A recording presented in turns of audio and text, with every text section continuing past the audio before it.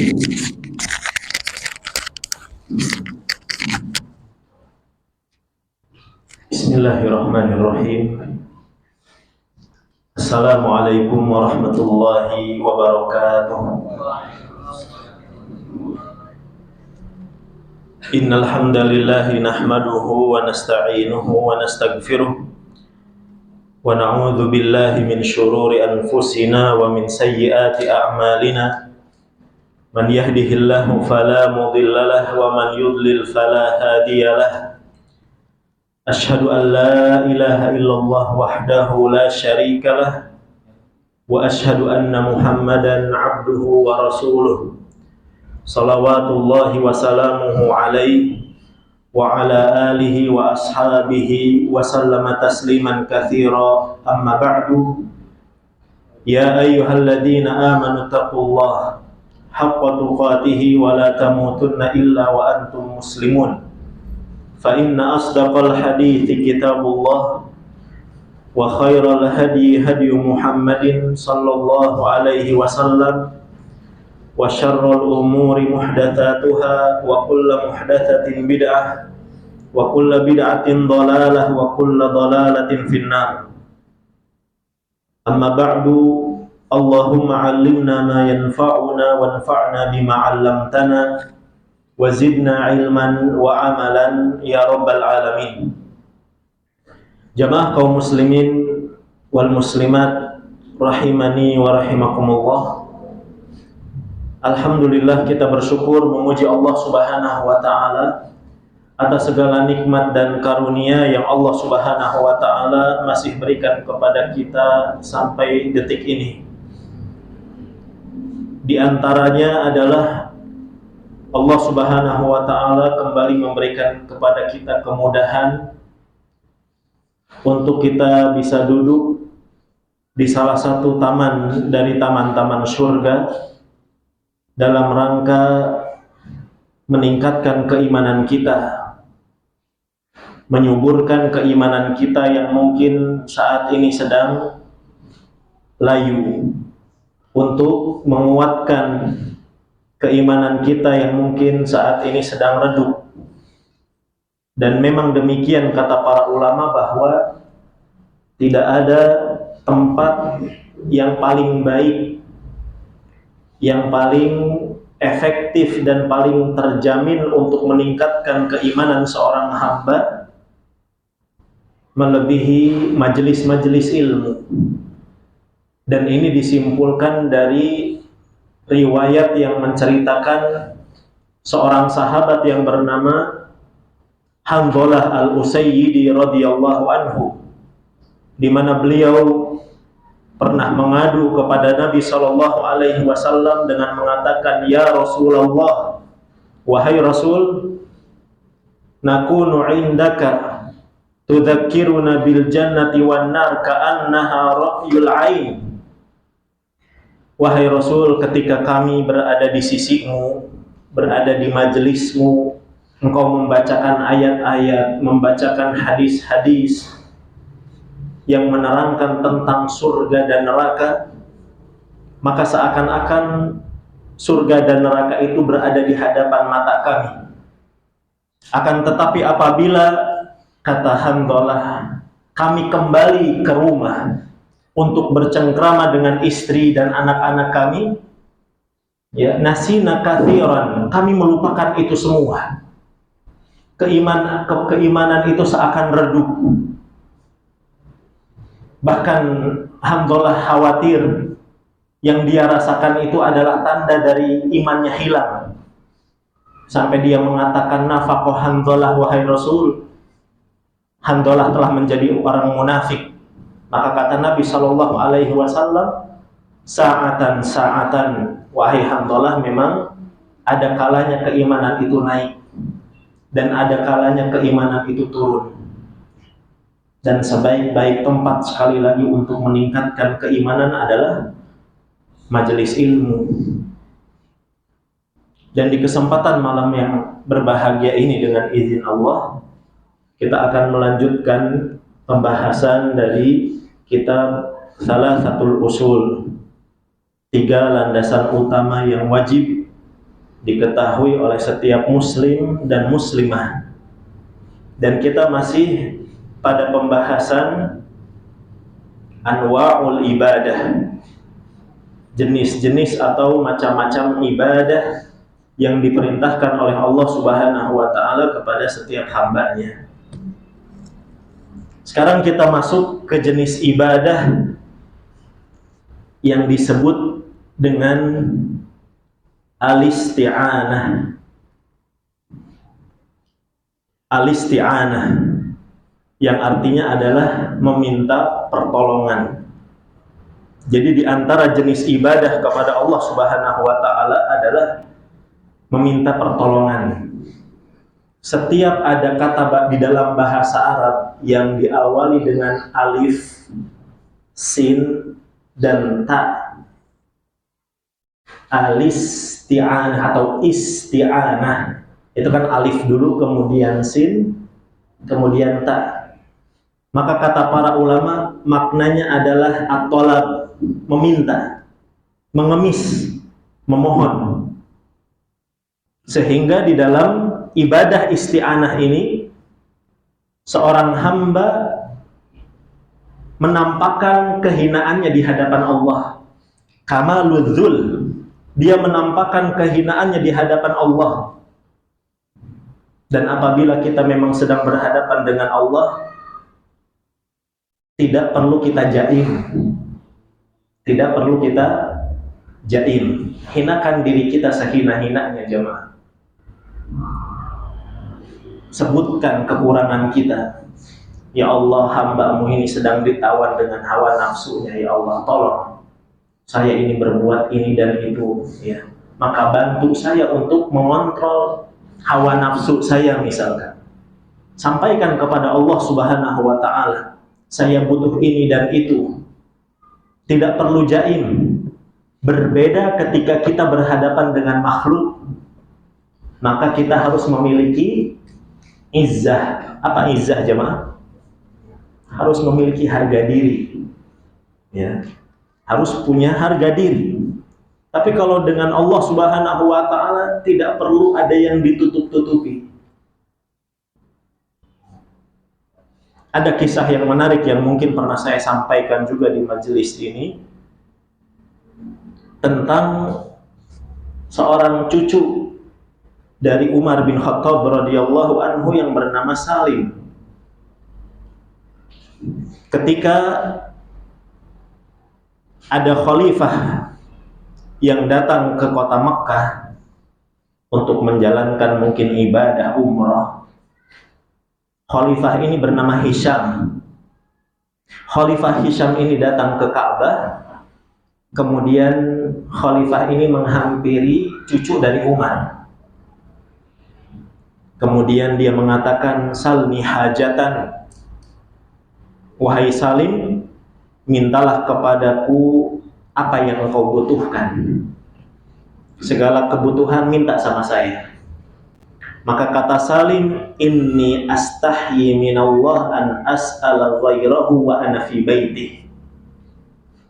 Sesungguhnya aku sangat malu kepada Allah Subhanahu wa ta'ala ketika saya berada di rumahnya, tapi saya harus minta kepada selain Allah Subhanahu wa ta'ala. Saya malu sama Allah. Saya sedang ada di rumahnya, harusnya saya minta sama Allah, tidak kepada Anda, wahai khalifah.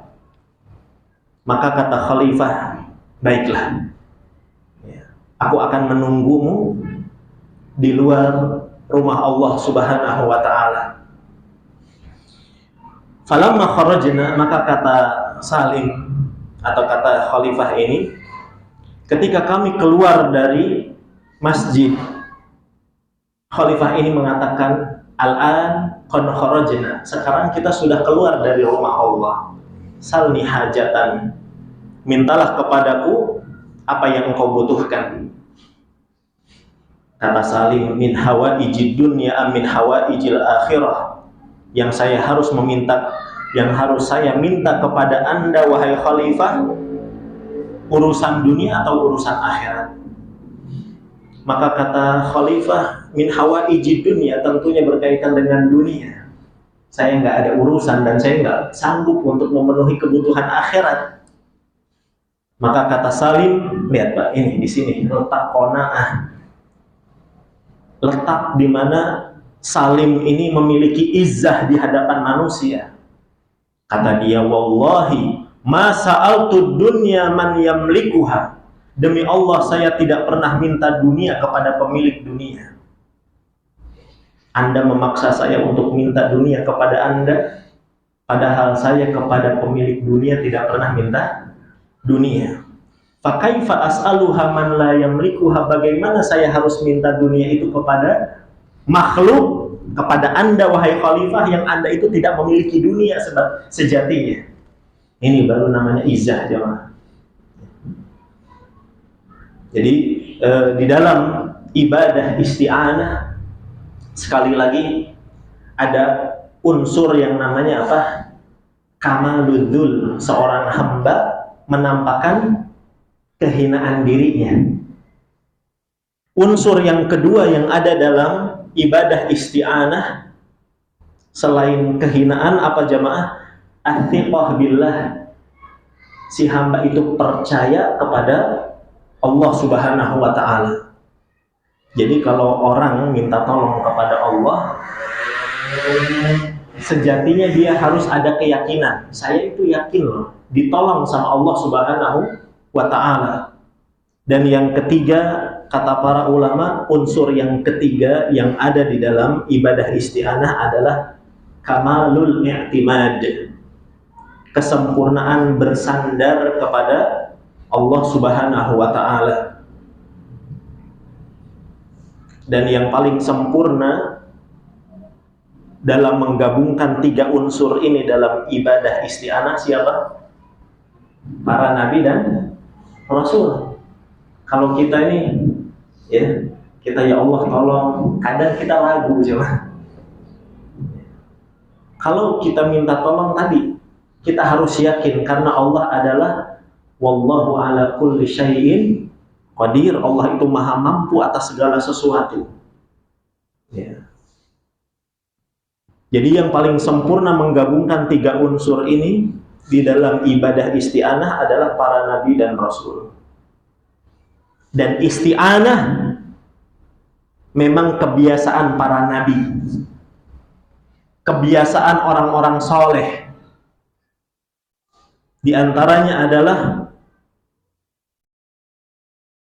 perbuatan Nabi Musa kepada kaumnya.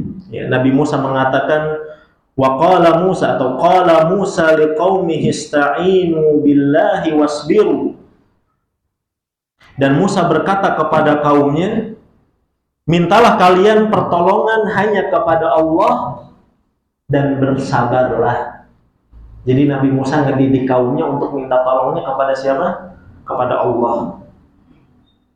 Begitu juga dengan Nabi kita yang mulia, Nabi Muhammad Sallallahu Alaihi Wasallam, beliau pun mendidik para sahabatnya untuk meminta pertolongan hanya kepada Allah.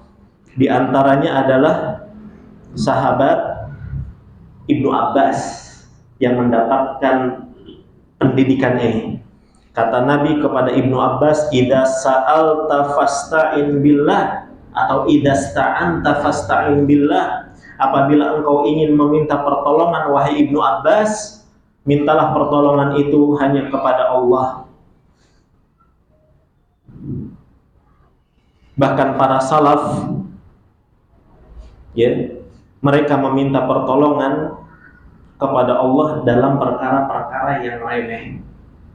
Ya, karena mereka ingin menjaga izah di hadapan manusia, ya, sehingga mereka mengadukan semuanya itu kepada Allah, bukan kepada manusia. Kamalul i'timad, mereka ingin bersandarnya bukan kepada manusia, tapi kepada siapa? Kepada Allah Subhanahu wa ta'ala. Disebutkan bahwasannya salah satu dari ulama salaf,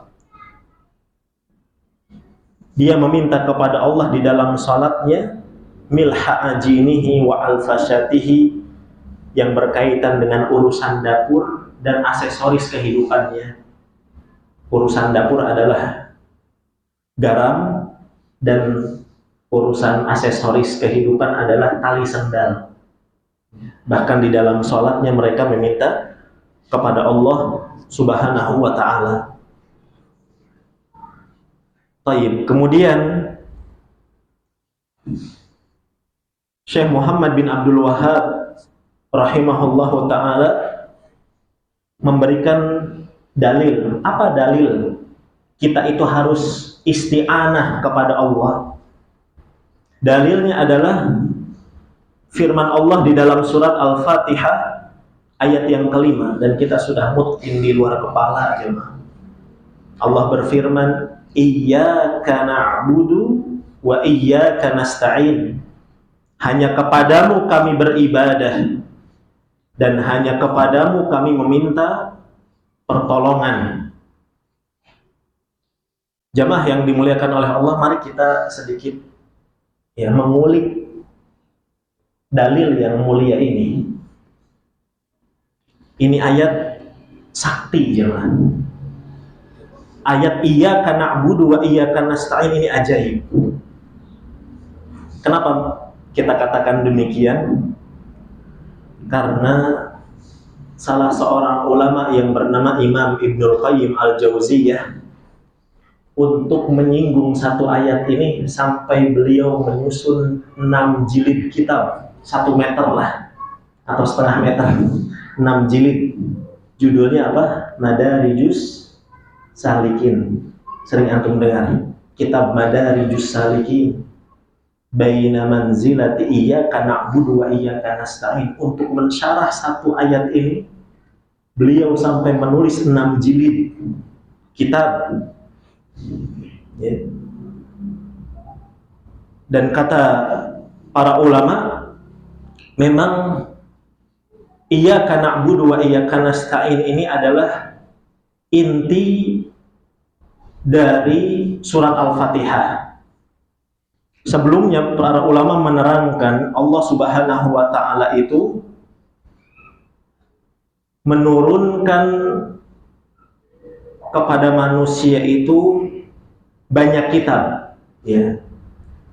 Di antaranya Imam Ibnul Qayyim, ya, beliau membawakan satu riwayat, yang riwayat ini diperselisihkan. Ada yang mengatakan sahih, di antaranya Ibnu Hibban, ada yang mengatakan dhaif. Bahwasannya Allah menurunkan kitab-kitab samawi, kitab-kitab langit, totalnya berapa jemaah? Kitab-kitab langit 4. Dalam riwayat tersebut disebutkan mi'atu kitabin wa arba'atu kutub, 104 kitab. Banyak, ya. Namun sekali lagi riwayat ini diperselisihkan. Nah, kemudian para ulama menjelaskan, seandainya riwayat ini bisa dipertanggungjawabkan, maka kitab-kitab yang banyak tersebut intisarinya terkumpul pada 4 kitab, yaitu apa? Taurat, Zabur, Injil, dan Al-Quran. Ya. Taurat untuk Nabi Musa sebelum adanya perubahan, Zabur diturunkan untuk Nabi Daud alaihi salam, Injil untuk Nabi Isa sebelum Injil itu adanya perubahan, kemudian yang keempat adalah Al-Quran.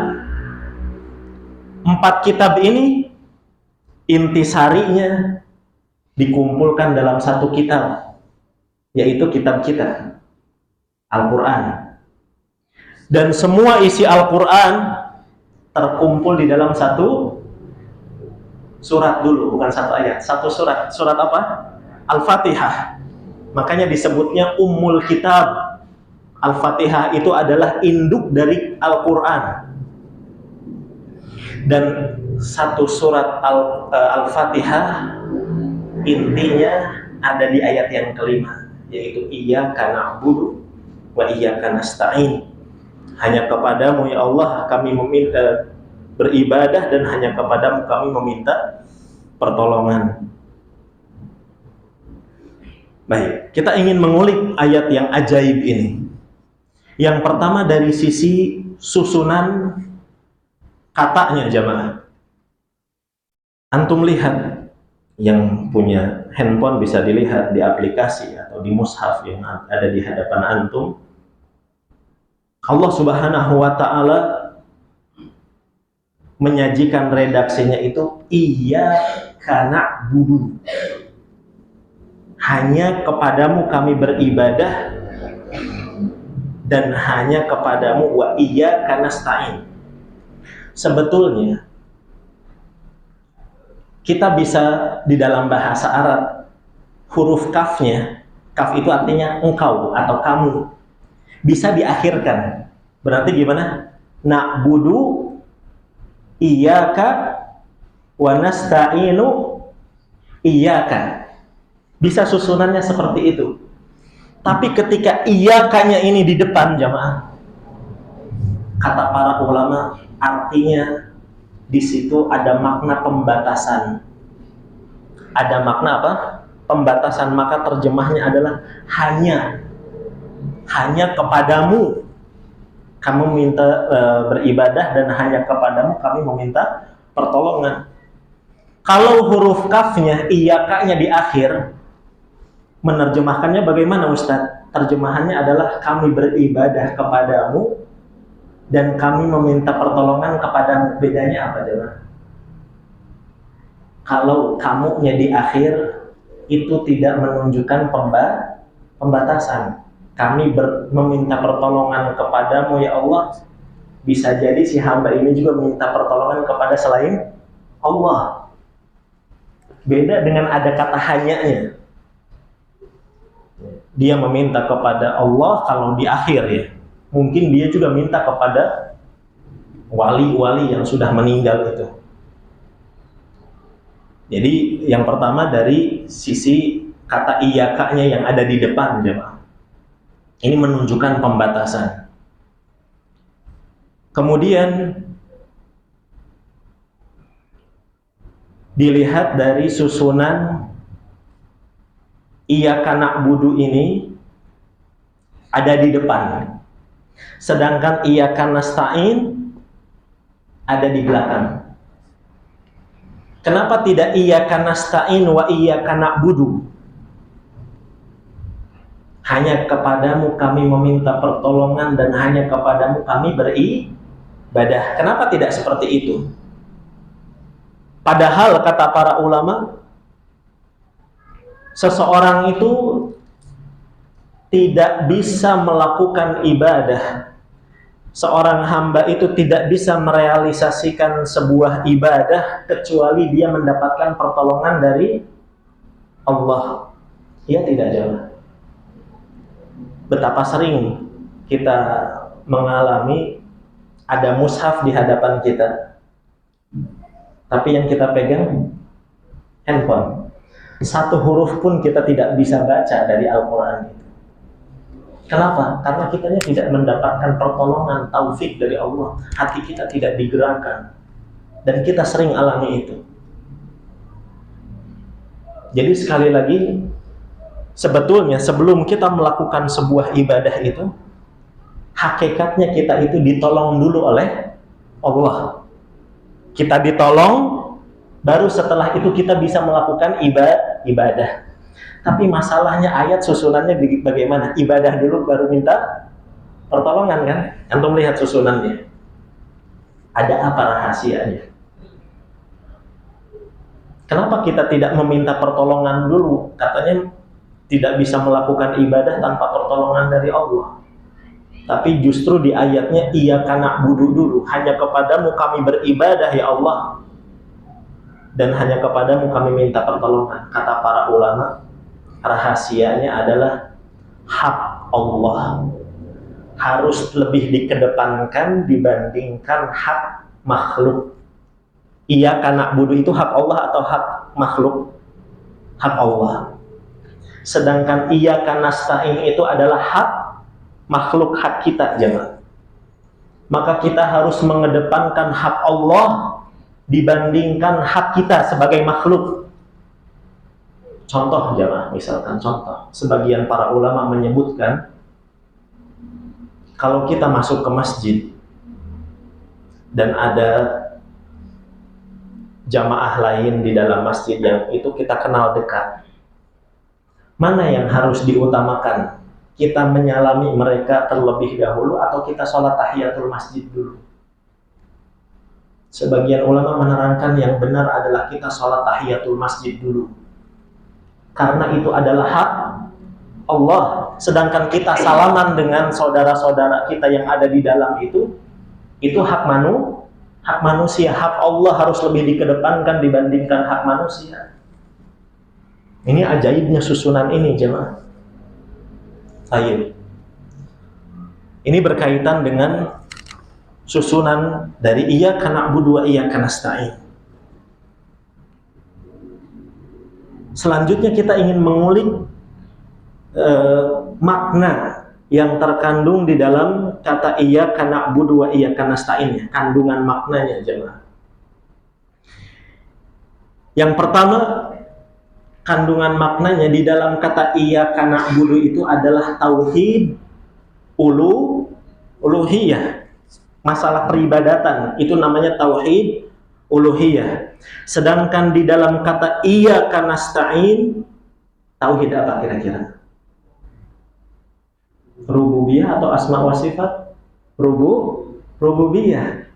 Karena kita itu kan yakin tadi, harus yakin bahwa Allah itu mampu menolong kita dalam setiap keadaan, dalam setiap tempat, ya, dan waktu. Dan Allah Maha mengatur semuanya. Jadi di dalam iyyaka nasta'in itu adalah tauhid rububiyah. Kemudian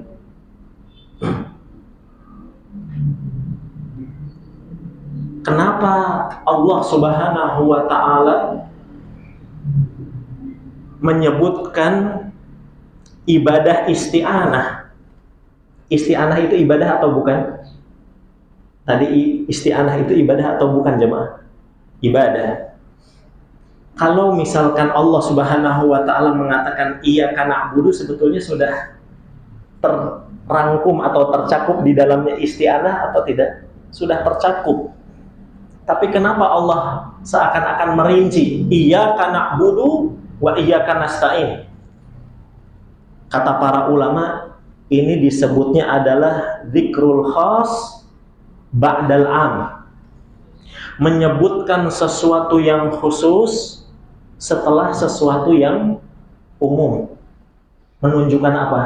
Menunjukkan keutamaan. Menunjukkan adanya perhatian.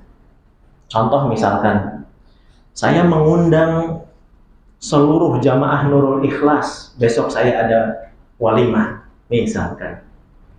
Ada hajatan saya di rumah.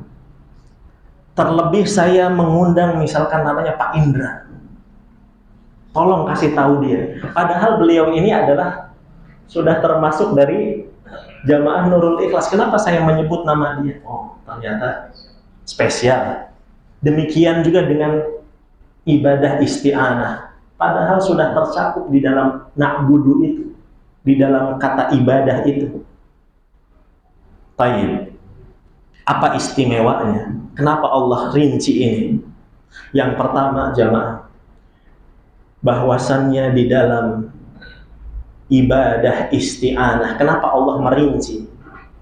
Karena di dalam ibadah isti'anah terjadi banyak penyimpangan ibadah atau kesyirikan.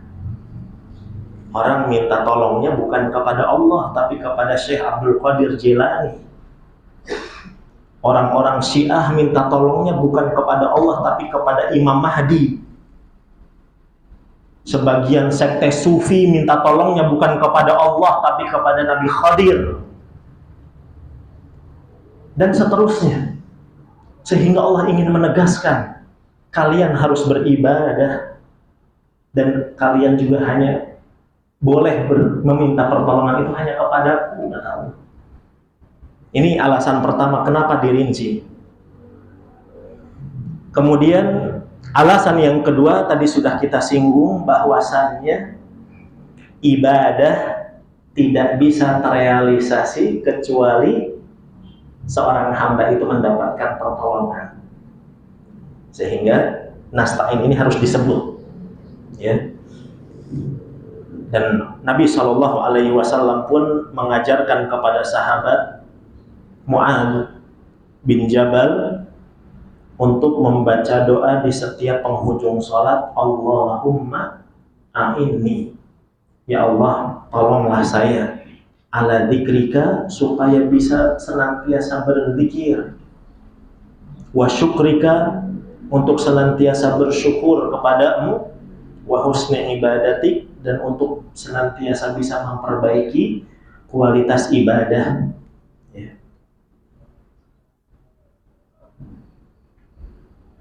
Taib, ini dua alasan, jemaah. Kemudian berkaitan dengan kandungan makna di dalam iyyaka na'budu wa iyyaka nasta'in, disebutkan oleh Syekhul Islam Ibnu Taimiyah rahimahullahu ta'ala, ta'ammaltu anfa'ad du'a, saya coba meneliti, saya coba perhatikan doa apa yang paling bermanfaat. Fa'idas huwa su'alul aun, ternyata doa yang paling bermanfaat bagi seorang hamba itu adalah minta pertolongan dalam semua aktivitas kehidupan kita, jemaah.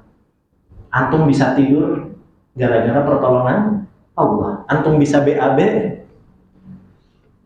gara-gara dapat pertolongan dari Allah. Coba tidak bisa BAB atau tidak bisa buang angin, antum harus dioperasi yang mungkin harganya ratusan juta. Dan kita sering lupa dengan nikmat tersebut. Itu atas pertolongan dari Allah, tapi kita banyak yang lupa. Makanya keluar dari WC doanya apa? Ghufranaka, ampunanmu ya Allah. Kenapa kita minta ampun? Karena kita sering lupa sama Allah. Kita bisa buang hajat itu karena nikmat dari Allah Subhanahu wa ta'ala. Ternyata doa yang paling bermanfaat, kata Syekhul Islam Ibnu Taimiyah, adalah meminta pertolongan kepada Allah Subhanahu wa ta'ala. Tsumma ra'aituhu fil Fatihah. Saya coba lihat surat Al-Fatihah, kata Syekhul Islam. Fi iyyaka na'budu wa iyyaka nasta'in. Ternyata doa minta pertolongan itu ada di dalam ayat yang kelima. Sehingga doa ini adalah doa terbaik yang ada di dalam Al-Quran, ya. Apakah bisa kita menggunakan redaksi doa lain, Ustadz, untuk minta tolong kepada Allah? Jawabannya bisa. Doa apa, jemaah? Sapu jagat, Rabbana atina fid dunya, bukan. Kalau sapu jagat mungkin ya umum, tapi ini untuk minta pertolongan supaya kita bisa melakukan kebaikan. Jadi isti'anah itu minta tolongnya untuk apa sih, Ustadz? Minta tolong supaya kita dimudahkan melakukan kebaikan. Redaksi doa yang lain adalah mengucapkan hauqalah. Apa hauqalah? La haula wala quwwata illa billah. Kata Syekhul Islam Ibnu Taimiyah, wa dzalika anna hadhil kalimah, bahwasannya kalimat la haula wala quwwata illa billah hiya kalimatul isti'anah, dia adalah kalimat meminta pertolongan kepada Allah Subhanahu wa ta'ala. La kalimatul istirja, awas, kata Syekhul Islam. Ketika kita mengucapkan la haula wala quwwata illa billah, itu bukan untuk ketika kita ditimpa musibah. Masyarakat kita seringnya mempraktekannya demikian. Ketabrak, la haula wala quwwata illa billah. Salah ini. Misalkan apalagi jatuh, atau misalkan dia tertimpa dengan musibah apapun, dia ngomongnya la haula wala quwwata illa billah. Keliru. Kalau antum ditimpa musibah, kalimatnya adalah inna lillahi wa inna ilaihi raji'un.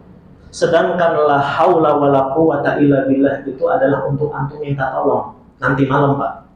Misalkan kita ingin bisa sholat malam, ya Allah, la haula wala quwwata illa billah.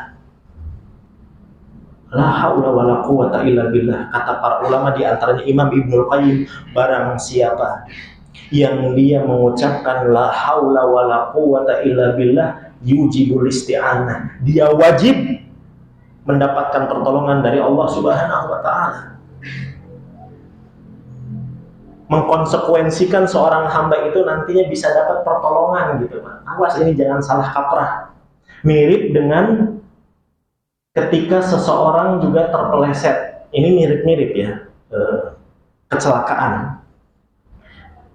Biasanya latahnya mengucapkan apa? Kita sudah singgung juga, astagfirullah misalkan, atau innalillah, kepeleset. Sunnahnya bukan innalillah, bukan astagfirullah, tapi bismillah. Kepeleset, misalkan tangan kebeset pisau, bismillah. Kadang kita karena tidak tahu ilmu, jadi walaupun tidak kita salahkan secara mutlak, yang penting antum masih ingat Allah, alhamdulillah gitu. Daripada latah yang lain ya. Cuma kita kan ingin naik kelas gitu, kita ingin naik kelas, bacaannya apa sih yang sesuai gitu. Jadi nanti malam misalkan ada sebagian kita, atau ya ini juga nasihat untuk saya, ketika kita kebelet pipis pada tengah malam, kita ke kamar mandi, habis keluar dari kamar mandi, sebelum tidur lagi, sempat-sempatnya kita buka handphone setengah jam. Padahal kalau kita ya sholat 1 rakaat saja untuk witir, itu berapa menit? Kita sering menghitung lah, 2 rakaat 3 menit itu biasanya cukup. Qobliyah dan ba'diyah. Ya, qobliyah misalkan sisa di menit ini tinggal 3 menit. Ada sebagian jamaah tetap sholat qobliyah, cukup tidak? Cukup. Tapi kenapa sebagian kita atau kebanyakan dari kita ketika terbangun di waktu malam, dia kebelet pipis ke kamar mandi, kembali lagi ke tempat tidur, handphone yang dia pegang, dan dia masih sempat setengah jam bahkan 1 jam, tapi untuk sholat 1 rakaat witir saja tidak sanggup. Mungkin di detik itu dia tidak mendapatkan pertolongan dari Allah. Ucapkan la haula wala quwwata illa billah. Kemudian jamaah yang dimuliakan oleh Allah Subhanahu wa taala, selanjutnya berkaitan dengan ibadah isti'anah, ada hukum yang harus kita ketahui, bahwa isti'anah ini mirip-mirip dengan tawakal. Mirip dengan apa? Tawakal, menyandarkan. Bahkan tadi dijelaskan kita di awal bahwa di dalam ibadah isti'anah ada unsur apa? Bersandar, ada unsur tawakalnya kepada Allah. Lalu apa perbedaan isti'anah dengan tawakal ini? Yang pertama ya, atau yang utama, bahwa tawakal itu hanya boleh kepada Allah, tidak boleh kepada selain Allah Subhanahu wa ta'ala. Sedangkan isti'anah, minta pertolongan ini, boleh kepada Allah, boleh juga kepada selain Allah, tapi dengan syarat. Saya ulangi ya, bahwasanya isti'anah itu ya, dia adalah ibadah ketika memang ditujukan untuk Allah Subhanahu wa ta'ala. Tapi seseorang juga boleh isti'anah kepada makhluk, kepada manusia dengan syarat. Apa syaratnya jemaah? 4. Kita boleh minta tolong sama saudara kita dengan berapa syarat? 4. Yang pertama, hidup. Makanya ya, para sahabat radhiyallahu anhu, mereka banyak mendapatkan masalah. Abu Bakar di zaman kekhalifahannya ada masalah tidak? Ada masalah. Banyak yang murtad, ada orang-orang yang nggak mau bayar zakat, ada nabi palsu. Apakah Abu Bakar jemaah datang ke kuburannya Rasul. Tidak ada satu riwayat pun, antum cari riwayat palsu pun nggak ada. Lalu kenapa orang-orang zaman sekarang, ya, seandainya itu baik, Pak Abu Bakar radhiyallahu anhu adalah orang yang harusnya paling utama melakukan itu. Bahkan Nabi SAW dikuburkan di kamar putrinya. Tapi Abu Bakar tidak melakukan itu. Karena kita nggak boleh minta tolong kepada seseorang yang sudah meninggal dunia, sekalipun dia adalah orang yang sangat soleh. Jadi harus hidup, ya. Masyarakat kita sekarang misalkan, ya, pada Syekh Abdul Qadir Jailani mengatakan, agifna ikdi hajatana, wahai Syekh, penuhi hajat-hajat kami. Ini syirik akbar, jemaah. Hati-hati. Ingatkan keluarga kita.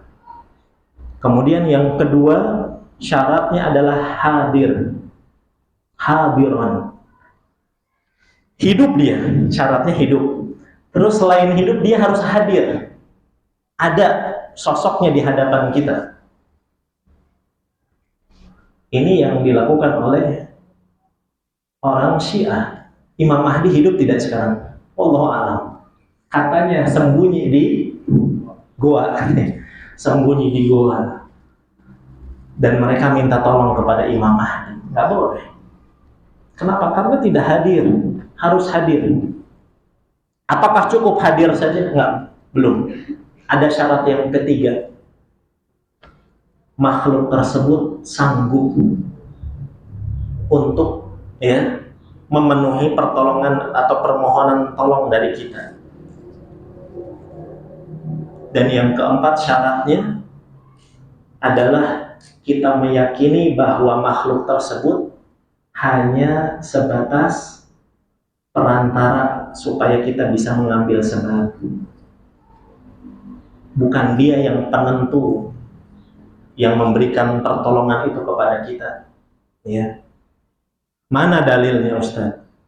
Bahwasannya kita kepada makhluk kita itu boleh minta tolong dengan 4 syarat tadi. Dalil pertama adalah firman Allah Subhanahu wa taala, ya, wa ta'awanu 'alal birri wat taqwa, dan saling tolong-menolonglah kalian di atas kebaikan dan ketakwaan, dan jangan saling kalian tolong-menolong di atas dosa dan permusuhan. Ya. Tolong-menolong di dalam kebaikan banyak contohnya, misalnya kajian, ya. Ini kan kamera, antara panitia dengan ustadz saling tolong-menolong. Saya minta tolong kepada panitia, mohon infokan kepada jamaah kajian hari ini libur. Sanggup tidak panitia jamaah? Sanggup. Dan dia hadir karena saya hubungi langsung. Dan jangan kalian saling tolong-menolong di atas dosa dan permusuhan. Sebagian ulama mencontohkan tidak boleh tolong-menolong di dalam dosa apa jemaah? Transaksi ketika hari Jumat setelah khatib naik mimbar. Dan biasanya dilakukan oleh kita atau istri kita. Kitanya Jumatan, istri kita jajan enggak? Boleh enggak jemaah? Boleh tidak? Kita sedang Jumatan, istri kita di rumah jajan. Dilihat, kata para ulama. Dia bertransaksi jual beli itu dengan pihak yang dikenakan kewajiban sholat Jumat atau tidak? Kalau laki-laki wajib tidak? Wajib. Kalau dia bertransaksi dengan perempuan, insya Allah itu tidak masalah. Tapi kalau dia bertransaksi dengan penjual di pasar dan penjualnya adalah laki-laki, si perempuannya tidak dosa, hanya makruh. Sebagian ulama mengatakan makruh, yang dosa adalah penjual laki-lakinya. Dan itu hari Jumat setelah kapan? Khatib naik mimbar, atau kalau memang ada 2 adzan setelah adzan kedua. Wala ta'awanu 'alal itsmi wal 'udwan. Kemudian di antara dalilnya adalah perbuatan Raja Zulkarnain. Raja Zulkarnain minta tolong sama siapa? Ketika membuat benteng Ya'juj Ma'juj kepada masyarakat yang diganggu oleh Ya'juj Ma'juj itu. Antum bisa lihat dalilnya di dalam surat Al-Kahfi ayat yang ke-95. Saya izin untuk membacakan hadisnya. Kata Raja Zulkarnain, fa'ainuni biquwwah. Maka tolonglah saya wahai masyarakat dengan kekuatan alat-alat yang kalian miliki. Ayo kita bikin benteng. Aj'al bainakum wa bainahum radmah. Saya akan membantu kalian untuk membuatkan sebuah tembok yang memisahkan antara kalian dengan Ya'juj Ma'juj. Dan ketika itu masyarakatnya sanggup tidak? Sanggup, hadir, hidup. Ya, demikian kita jeda ada isya terlebih dahulu. Wassallallahu wasallam ala nabiyyina Muhammad.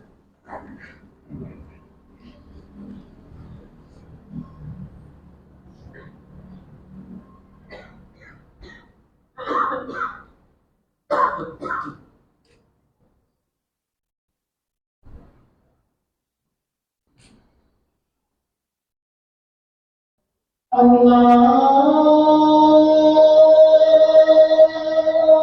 Akbar, Allahu Akbar, Allahu Akbar,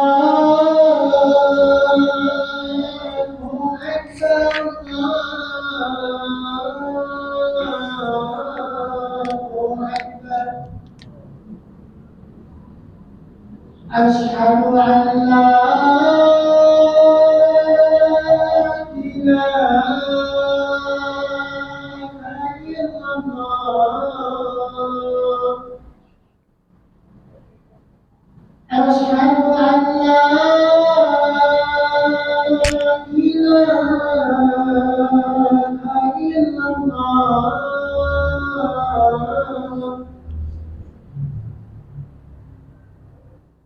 Asyhadu anna Muhammadar Rasulullah.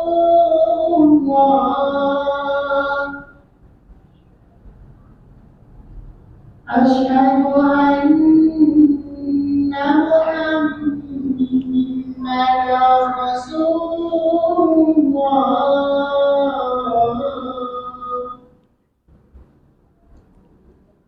Hayya 'alas shalah.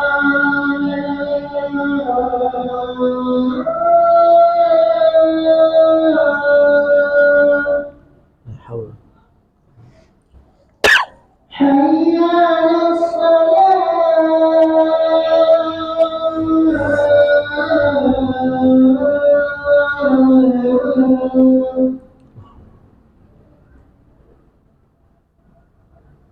Hayya 'alal falah. Hayya 'alal falah.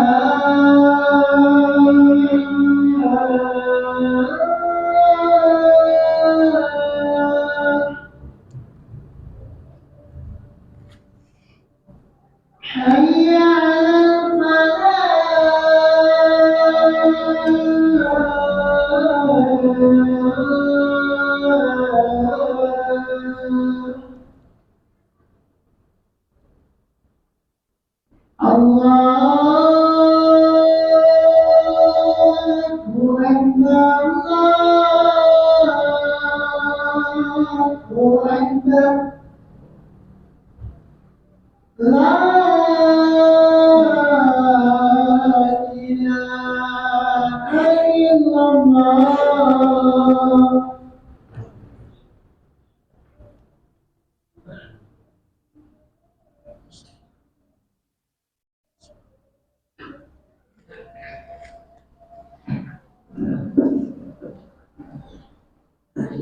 Kita lanjutkan sedikit jamaah. Bismillah. Alhamdulillah wassalatu wassalamu ala Rasulillah. Amma ba'd. Menyempurnakan faedah dari dalil yang dibawakan oleh Syekh Muhammad bin Abdul Wahab tentang ibadah isti'anah. Faedah yang berikutnya adalah Disebutkan oleh Syekhul Islam Ibnu Taimiyah rahimahullahu taala bahwa manusia di dalam mengaplikasikan atau ketika berhadapan dengan makna iyyaka na'budu wa iyyaka nasta'in ini terbagi menjadi 4 kelompok. Manusia di hadapan ayat iyyaka na'budu wa iyyaka nasta'in terbagi menjadi berapa? 4 kelompok. Kelompok yang pertama adalah kelompok yang dia beribadah, dia iyyaka na'budu, dia beribadah kepada Allah, dan juga apabila dia minta pertolongan, dia minta pertolongannya kepada Allah. Ini orang yang paling soleh. Ini yang tauhidnya paling benar. Ya. Jadi dia sholat, kemudian dia puasa, dia beribadah. Dan apabila dia membutuhkan pertolongan, dia minta tolongnya kepada Allah Subhanahu wa Ta'ala. Ini yang paling sempurna merealisasikan ayat iyyaka na'budu wa iyyaka nasta'in. Kelompok yang kedua kata Syekhul Islam Ibnu Taimiyah adalah hamba yang dia beribadah kepada Allah Subhanahu wa Ta'ala. Dia puasa, dia rajin sholatnya, dia puasa, dia umroh, dia haji, tapi ketika berhadapan dengan masalah atau ada hajat-hajat yang dia inginkan, yang dia butuhkan, dia isti'anah kepada selain Allah Subhanahu wa Ta'ala. Ya. Di antaranya kepada dukun, dan ini menjerumuskan seseorang kepada kesyirikan tadinya.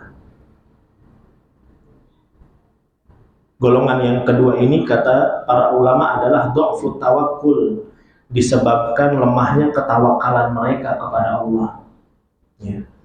Ketika berdoa ya, kepada Allah minta sembuh, sepertinya lama sekali.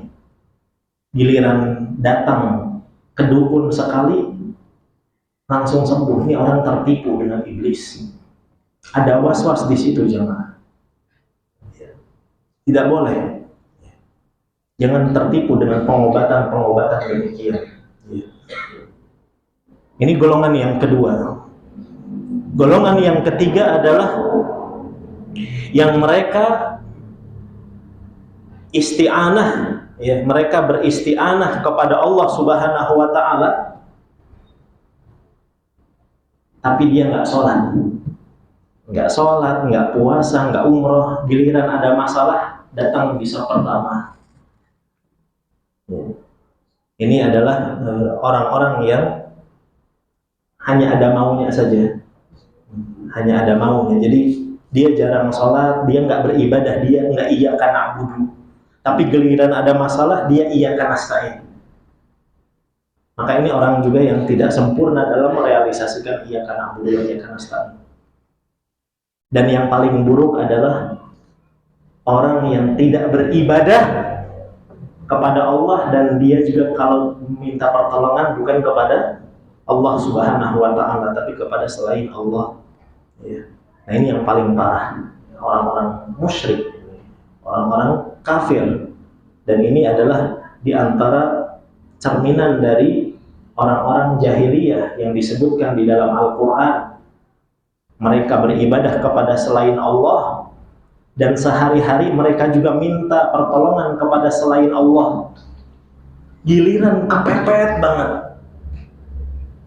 Fa'idha raqibu fil fulk, ketika mereka naik kapal, diombang-ambing oleh ombak baru, ya.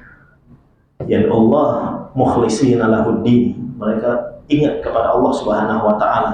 Jadi seakan-akan mirip sama orang ateis lah, ya, nggak percaya Tuhan, tapi giliran pesawatnya goyang, oh my God, gitu. Maksudnya dia nyebut nama Tuhan gitu.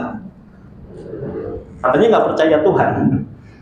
Jadi dia latah terkadang di waktu-waktu yang sangat kepepet, dia menyebut kata Tuhan itu. Katanya tidak ada Tuhan. Ini seseorang itu tidak bisa membohongi fitrahnya. Tidak bisa membohongi fitrahnya. Demikian jemaah yang bisa kita bahas. Sebelum ditutup, barangkali ada pertanyaan?